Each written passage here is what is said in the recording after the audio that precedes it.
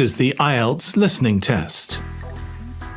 You will hear a number of different recordings and you will have to answer questions on what you hear. There will be time for you to read the instructions and questions, and you will have a chance to check your work. All the recordings will be played once only. The test is in 4 parts.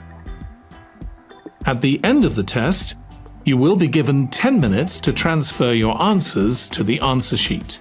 You will hear a telephone conversation between a language student and an advisor.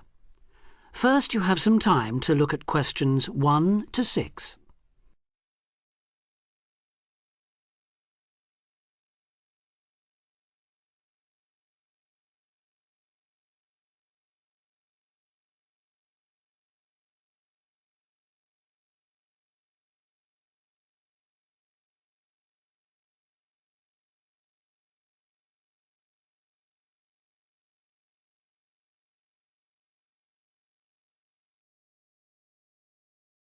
Now we shall begin.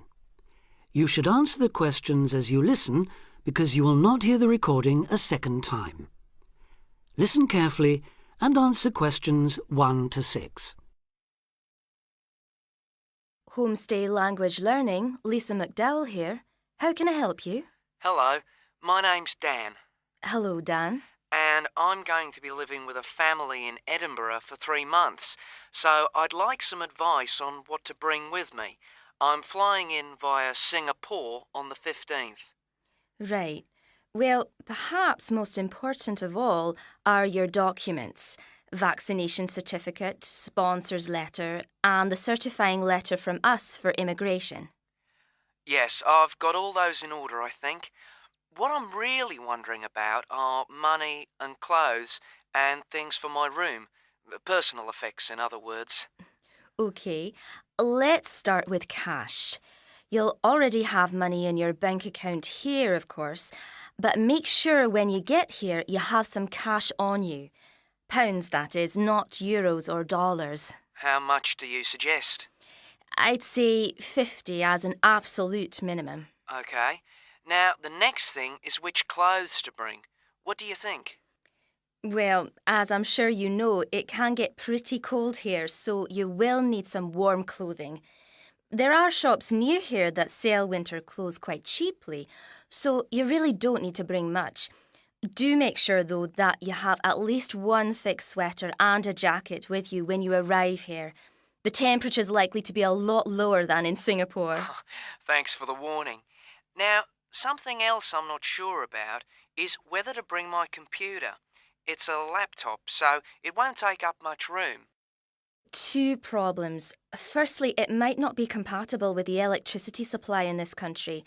And secondly, there's a risk of it getting broken in transit. Someone travelling here had hers smashed only last month. But surely I can carry it as hand luggage. Usually, yes, but because of all the tight security right now, you may have to check it in. So my advice is to leave yours at home. OK, I think I will. Is there anything else you'd advise against bringing?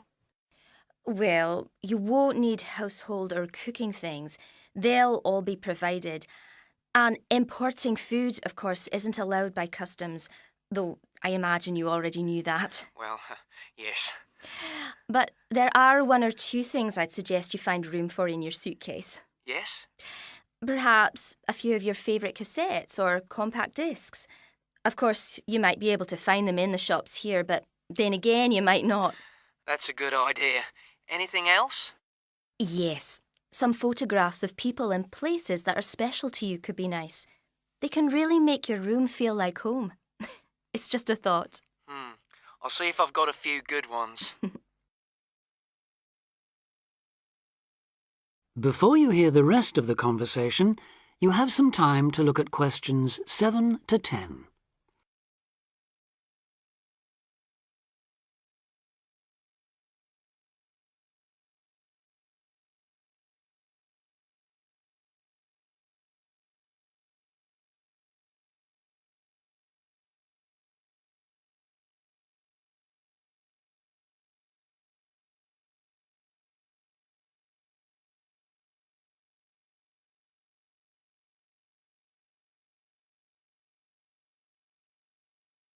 Now listen and answer questions 7 to 10. Just a few points about packing. Make sure all your cases are clearly labelled, in English, with your host family's name and address, just in case they go missing on the way. It has been known to happen. What name do I write, by the way? It's Wark. Lewis and Amy Wark.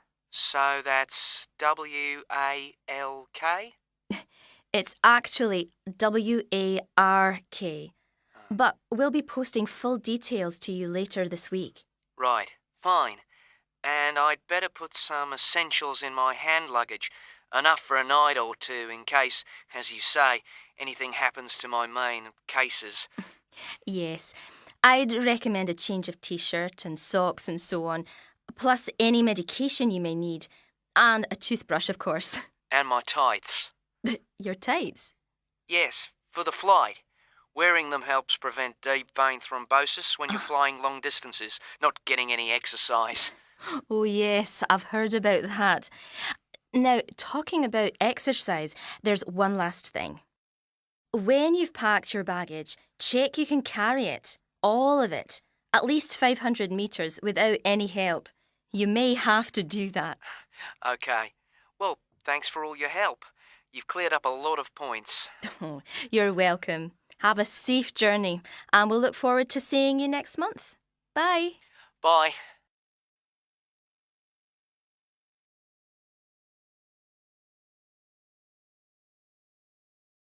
That is the end of part 1.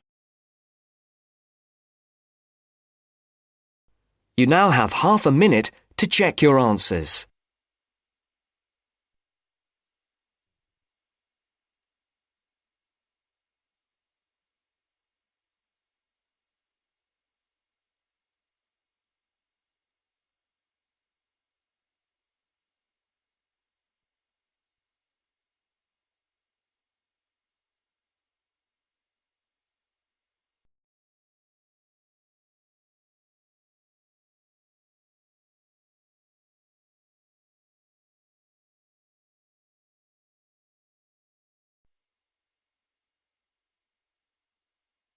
Now turns to part 2. Part 2. First, you have some time to look at questions 11 to 17.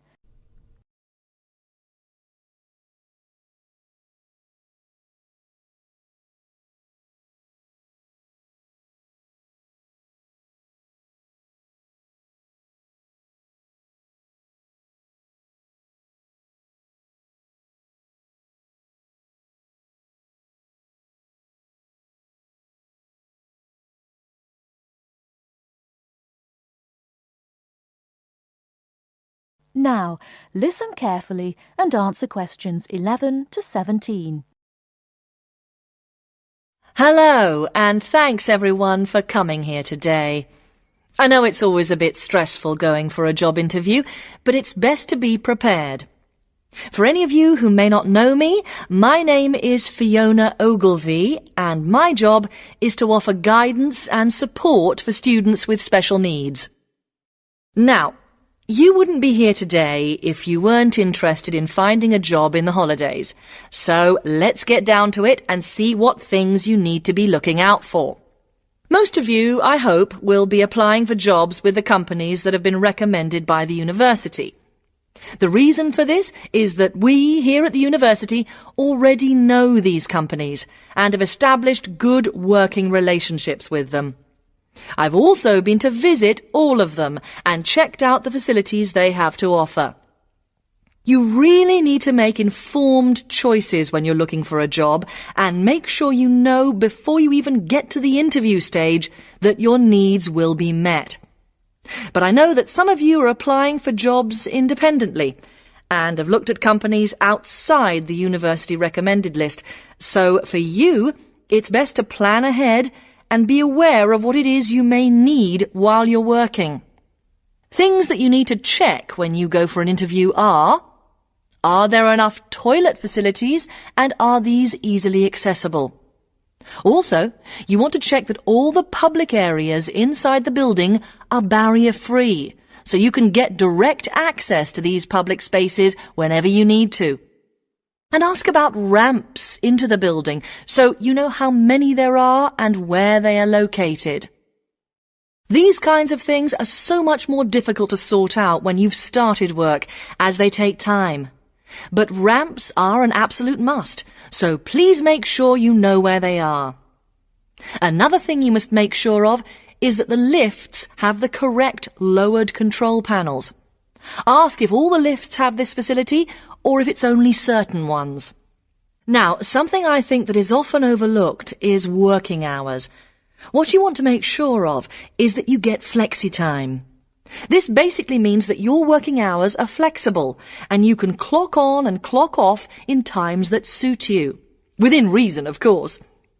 Most companies do recognise that it takes much longer for someone in a wheelchair to get on and off buses and trains. Public transport can take that much longer, so you need to be organised and prepared.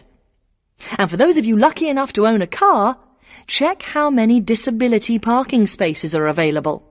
Remember that it's your right to have a disabled parking space. These also need to be near enough to a wheelchair-accessible entrance or ramp. OK, are there any questions before we move on? Before you hear the rest of the talk, you have some time to look at questions 18 to 20.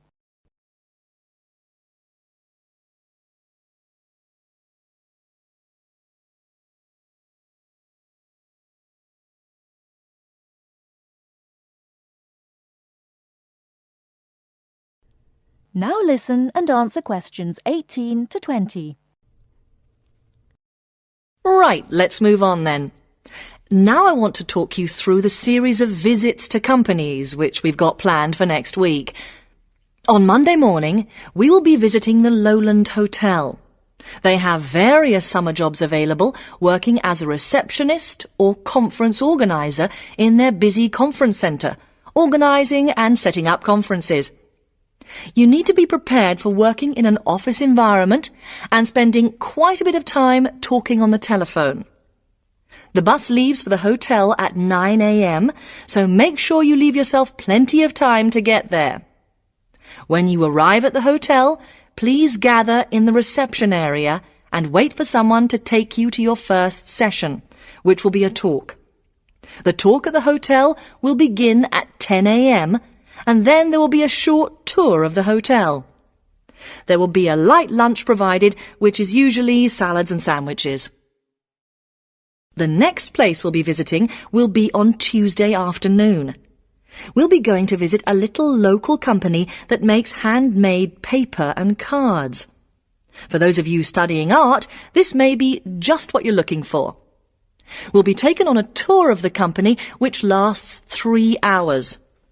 The tour will start at 3:30 p.m. and after that you'll have a chance to meet some of the staff. Tea and coffee will also be provided. We have no trips planned for Wednesday, but on Thursday morning we'll be going to Tobago Travel Agency. This is a very popular choice amongst our students because you can get student discounts on holidays.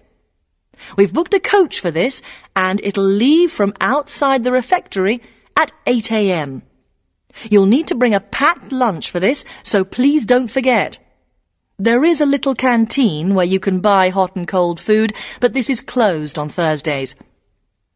Friday, we'll be having representatives from all the companies visiting us, so you will have a chance to ask any questions, and of course, put your name down on the list if you're interested in working for them over the summer. This event will take place in the main hall next to the library, and it'll run from 10:30 until 4. I really hope you make the most of this excellent opportunity to not only earn yourself some extra money, but also to gain experience of what it's like to work. And if you'd like to find out more, then please ask some of the students who worked last year. They're all wearing green badges and will be happy to speak to you afterwards. That is the end of part 2. You now have half a minute to check your answers.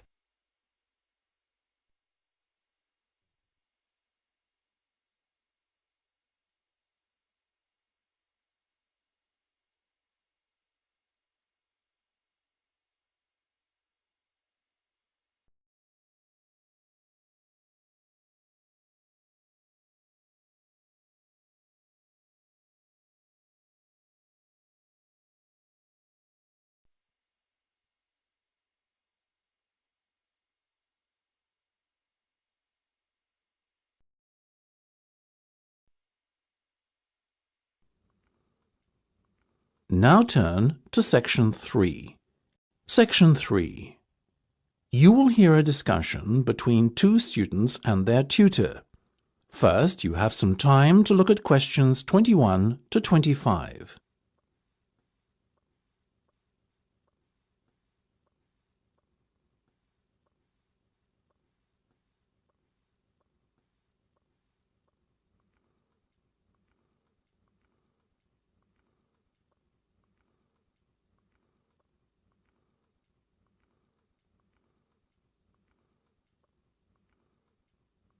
Now listen carefully and answer questions 21 to 25. Okay, guys. First off, well done.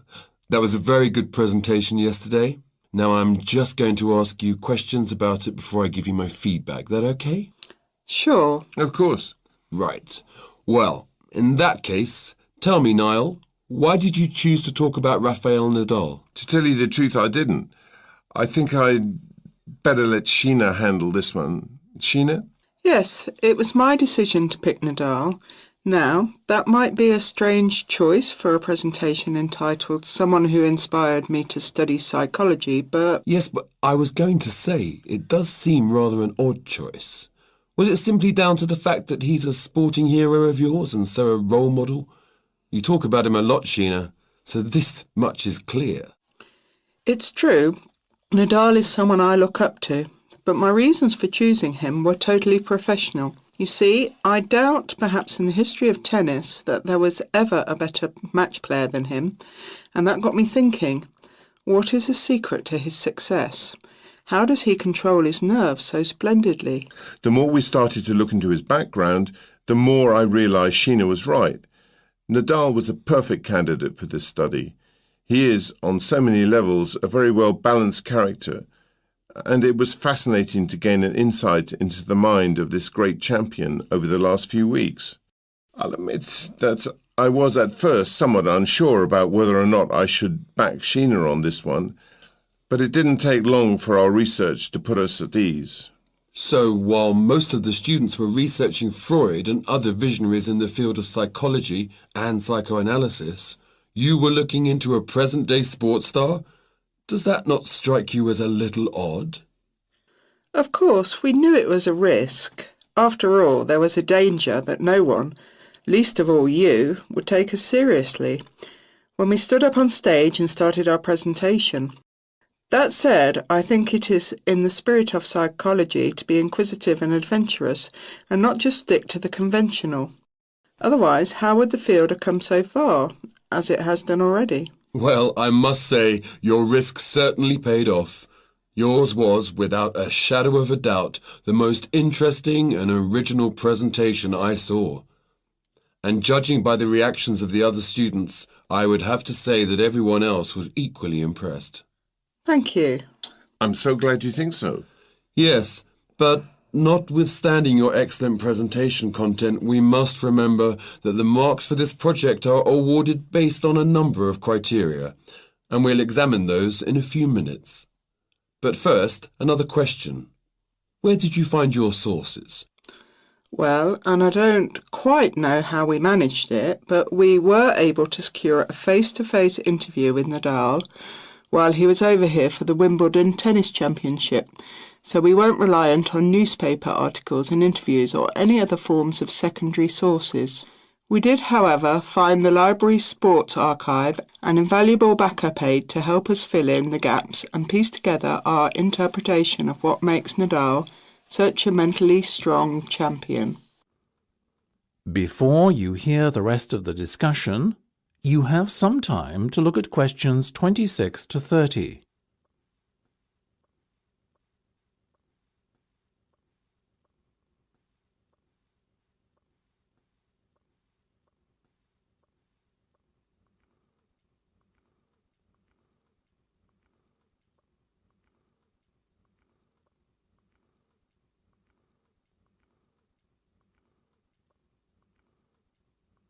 Now listen and answer questions 26 to 30. Okay, well, as I said, congratulations again for your excellent work. Now it's time for my feedback. The first area where marks were awarded is in your use of equipment. I felt that had you not been a little too reliant on the overhead projector, and had you, for example, used the interactive whiteboard and audio equipment a little more effectively, you would have received top marks in this section. As things stand, though, your use of equipment was still very satisfactory. It's just a shame as it was an opportunity missed to score full points. The next area I was asked to assess is content. As you might have guessed, I simply can't fault you on that. Highly original work, so well done. As for your timing, I felt that the two of you were a little too over-rehearsed, so the presentation felt at times a little robotic. That said, again, it was very satisfactory, and you would get full points for effort. Sadly, though, there is such a thing as trying too hard, and that cost you top marks here, I'm afraid. Oh, I see. Right. What was particularly impressive, though, was the thick handout you'd prepared for everyone. I took it home to read through it afterwards, and it was very well written. But not alone that, it also enhanced my experience of the presentation itself on the day, as I was able to refer to the handout for further information on what was being discussed and to answer any questions I had. Very nice. As for your level of interaction, well, you had so much that you were intent on packing into your 20-minute time slot that sadly you run out of time at the end, which left no room whatsoever for interaction and no one had the chance to ask you any questions. You've probably guessed, therefore, that you did worse than average in this department, and unfortunately, your score will have to reflect this. Oh my goodness, everything sounded so positive at the start. That is a big disappointment. We worked so hard. Now, don't be so quick to get deflated. Remember, your presentation skills only count for 15% of the project grade. Your score in this assessment, even if it were terrible, would still not be enough to prevent you from getting top marks overall. It's very hard to score well in the presentation assessment anyway, so believe me, you both did reasonably well. Thank you. I wish I felt like that. Yes, your feedback was very constructive. We're just a little disappointed with ourselves. Why? That's the end of section 3. You have half a minute to check your answers.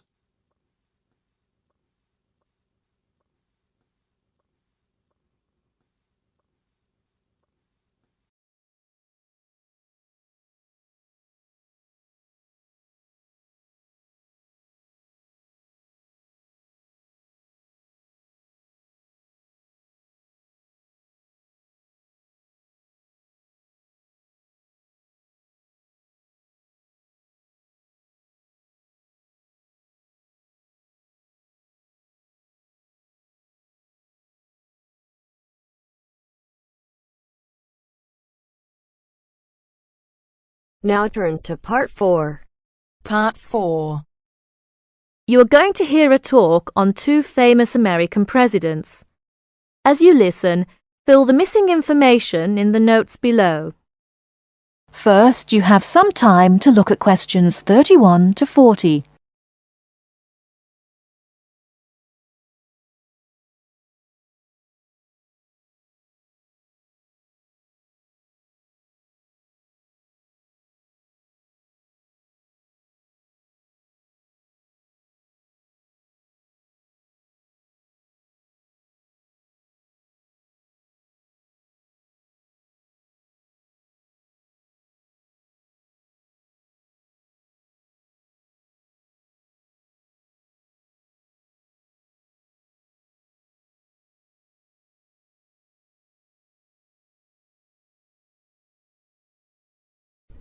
Now listen carefully and answer questions 31 to 40.